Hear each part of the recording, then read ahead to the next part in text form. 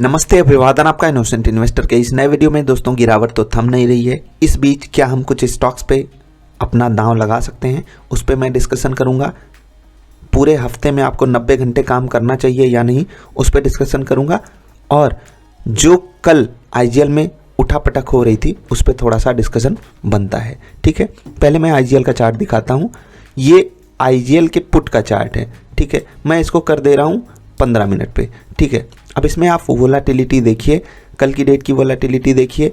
ये 16 रुपए के ऊपर खुला था, गिरते गिरते गिरते लगभग 10 तक आया, फिर 10 से ऊपर जाते जाते जाते ये देखिए हाई मारा था वहाँ पर 22-23 का, और उसके बाद आज लगभग 15 रुपए पे खुला, हाई मारा 24 रुपए का, फिर से आया 15 रुपए के आसपास, फिर 22 के आसपास जाकर के क्लोजिंग किया है। ठीक, आप वोलेटिलिटी देख रहे हो, परसेंटेज टर्म्स में आप कहोगे ऑप्शन है तो इतना चलता है।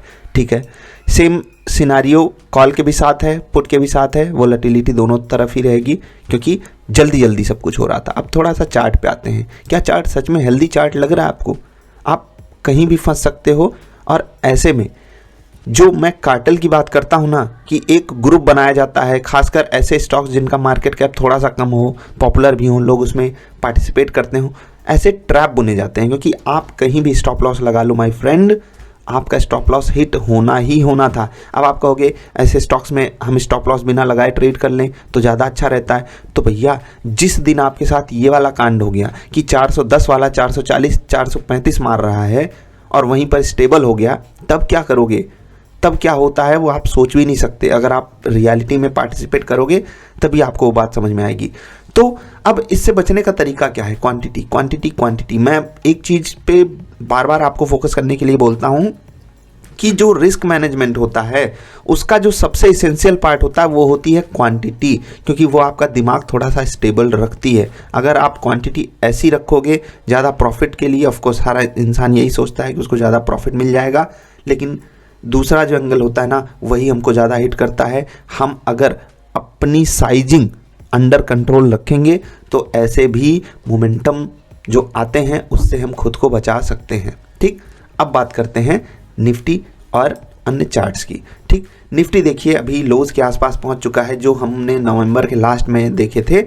और जो गिफ्ट निफ्टी है ना, वो और गंदे संकेत दे रही है। अभी तो लगभग 40-50 पॉइंट नीचे है।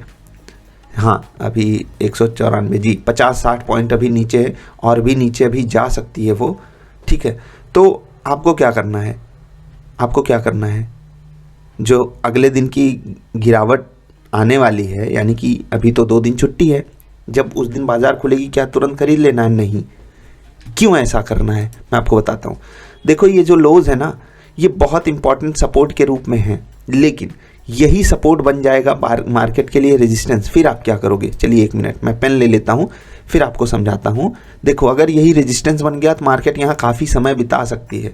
तो ध्यान आपको ये रखना है, जब तक निफ्टी चलो भैया 23,568 ये अप्रॉक्सीमेट लेवल है। आप इसको 550 मान लो, 555 मान लो, 570 मान लो, या 600 ही मान लो।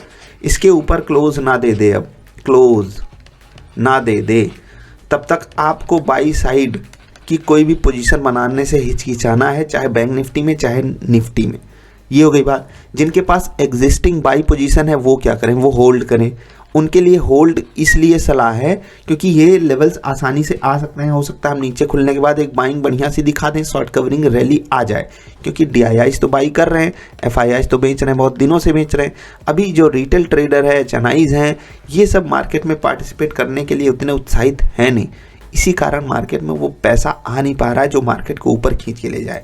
बाकी अगर आप पैसे की बात करोगे तो लोगों के पास पैसे की कमी है नहीं, क्योंकि आप देखो TCS जैसी ब्लू चिप कंपनी, ये जब भाई साहब 6% ऊपर हो सकती है एक दिन में, और सोचो आज TCS या बाकी IT स्टॉक्स इतने ऊपर नहीं होते तो मार्केट का क्या हाल होता। बाकी इसको एडजस्टमेंट बोलते हैं।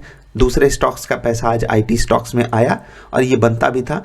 मार्केट ने इन स्टॉक्स को थोड़े दिन पहले कुछ झटका भी दिया था, लेकिन अभी जो यहाँ पर रिवॉर्ड मिला है इनके शेयर होल्डर्स को, उसके लिए इनके शेयर होल्डर्स को शुभकामनाएं। रिजल्ट से मैं उतना उत्साहित नहीं था, लेकिन फिर भी रिजल्ट मार्केट को पसंद आया और TCS चल गया। अब यहाँ पर कॉल राइटिंग होनी चाहिए मेरे हिसाब से। और आपको भी अगर TCS में पार्टिसिपेट करना है कॉल राइटिंग के थ्रू ही करना। यहाँ पर और तेज़ी बनाने के बारे में सोचोगे तो वो होगा ना कि रिस्क रिवार्ड आपके फेवर में नहीं रहेगा। That's it. मैं यहाँ पर कोई ट्रेड की बात आपसे नहीं बोलना चाहता। हाँ, स्टॉक्स जो मेरी रडार पे हैं वो हैं IDBI, ठीक है, IDBI, भेल और ओला इलेक्ट्रिक। ओला इलेक्ट्रिक इसलिए क्योंकि ये 70-68 के आसपास एक बेस बनाया था। क्या ये डबल बॉटम बनाएगा, इसके लिए थोड़ा सा आपको तैयारी बना करके रखनी है।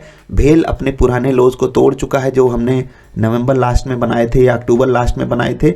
इन दोनों ही लोज को भेल तोड़ चुका है और अभी 200 के इम्पोर्टेंट, क्रूसियल और साइकोलॉजिकल सपोर्ट पे आकर के खड़ा है। तो इस पे आपको ज़रूर नज़र रखनी है। हमने IGL की बात करी, लेकिन IGL पे तो हमारा फोकस पहले से था। IGL जब गिरा था आपको पता है, उसके बाद हमने यहाँ पर ख़रीदारी करी थी पहली गिरावट में। यहाँ पर हमने लगभग ख़रीदारी करी थी, आपको याद हो, फिर उसके बाद भी गिर गया। देख लो, मतलब हमारे खरीदने के बाद और गिर गया, लेकिन अभी ठीक ठाक लेवल पे आ चुका है। यानी कि हमें अभी प्रॉफिट या कॉस्ट पे हमारा IGL दिख रहा है। अभी कुछ दिन पहले बढ़िया प्रॉफिट भी दिखा रहा था। बाकी वोलेटिलिटी इतनी है कि उसमें कुछ कर भी नहीं सकते, ठीक। हाँ, अन्य स्टॉक्स जैसे कि रिलायंस हो गए या और ब्लू चिप्स स्टॉक्स जो ऊपर से गिरे हैं, इवन ITC भी गिरा है और भी बहुत सारे गिरे हैं। देखो भाई, मार्केट गिरी है तो सभी गिरेंगे। तो उन पे आपकी एग्जिस्टिंग पोजीशन है तो उसको तो होल्ड करना ही है। गोल्ड को होल्ड किया जाता है, ये तो मैं बार बार बोलता हूँ। और जो भी इन्वेस्टर्स हैं ना, वो इतना पैनिक मत किया करें एक छोटी सी गिरावट में। इसको मैं छोटी गिरावट इसलिए बोलता हूँ यार, मार्केट ने बहुत कुछ सहा है। 5, 10, 15, 20% की गिरावट एक दिन में हो जाती है भाई स्टॉक्स में। और इंडेक्स भी 10-10% गिरते हुए बहुत सारे लोगों ने, आप में से देखे होंगे, मैंने भी देखा है, इंडेक्स भाई 10% का लोअर सर्किट मार रहा है। स्टॉक्स की क्या हालत होती होगी ऐसे दिन में, आप सोच भी नहीं सकते। तो मार्केट हर चीज़ झेल के यहाँ पर खड़ा है, वापस झेल के फिर से खड़ा होगा। हाँ, समय लगता है हर चीज़ में। और जब भी हम अपनी पोजीशन बना लेते हैं, हमको लगता है यार मार्केट हमारे साथ ही गलत कर रही है। ऐसा कुछ नहीं है। मार्केट जो करती है सबके लिए करती है। बस आपको किसी ऐसे ट्रैप में नहीं फंस जाना है जो आपके लिए बुना जा रहा हो। जैसे कि IGL के कॉल एंड पुट में आप देख लो, या मार्केट में बैंक निफ्टी भी बहुत बुरी तरीके से ऊपर जाता है, हमको दिखाता है, लालच देता है, चलो भैया खरीद लो, और फिर धड़ाम से गिर जाता है।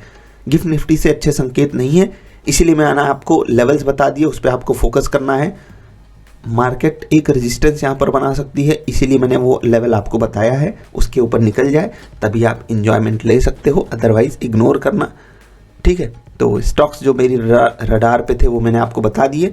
हाँ, इनके लेवल्स कैसे निकालने उसके लिए फिबोनाची वाली वीडियो आपको देख लेनी चाहिए। बाकी यार 90 घंटे की अगर मैं बात करूँ, 90 घंटे इस पर बहुत डिस्कशन चल रहा है ना, 90 आवर्स, इतना हमको काम करना चाहिए। भाई ये मजाक चल रहा है इस देश में। 15 घंटे आपको काम करने हैं हफ्ते के 6 दिन। एक दिन मिलेगा संडे, वो भी इसी सोच में चला जाएगा कि यार अगले दिन फिर से हमको 15 घंटे काम करना है। ये मजदूरी करवाना अगर इसी तरीके से है कंपनियों को, तो क्या बताएं भाई साहब। हम लोगों की जान ले लो, वहाँ पहुँचते ही बोल दो कि भैया आप सब हमको अपनी जान दे दीजिए और यहाँ से निष्प्राण होकर के जाइए यहाँ से।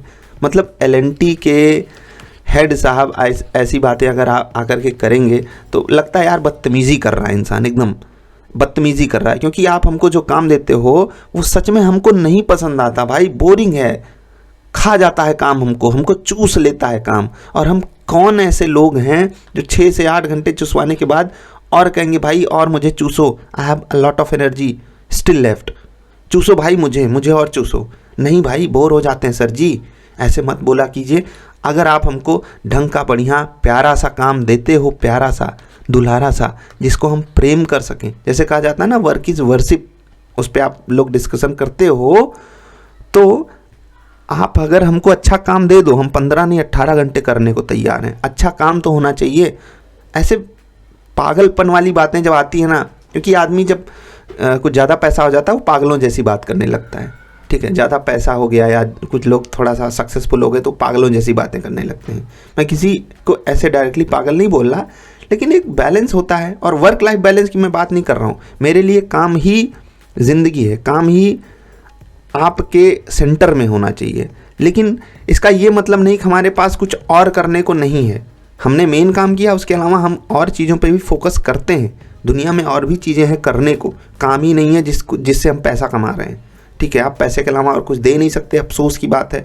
तो हमको मत इन्वॉल्व कराओ 15 घंटे। मैं तो 7.5 घंटे भी नहीं चाहता। मैं चाहता हूँ पैसे के लिए आदमी 3-4 घंटे काम करे, उसके बाद और भी चीज़ें हैं जो एक्सप्लोर करे। दैट्स इट, यही मेरा पॉइंट था। बाकी ज़रूरी नहीं जिसके पास पैसा हो उसके पास बुद्धि भी हो, कभी कभी संयोग से या नियति से या गलती से पैसे आ जाते हैं लोगों के पास। अभी के लिए इतना है। वीडियो देखने के लिए आपका आभार। नमस्कार।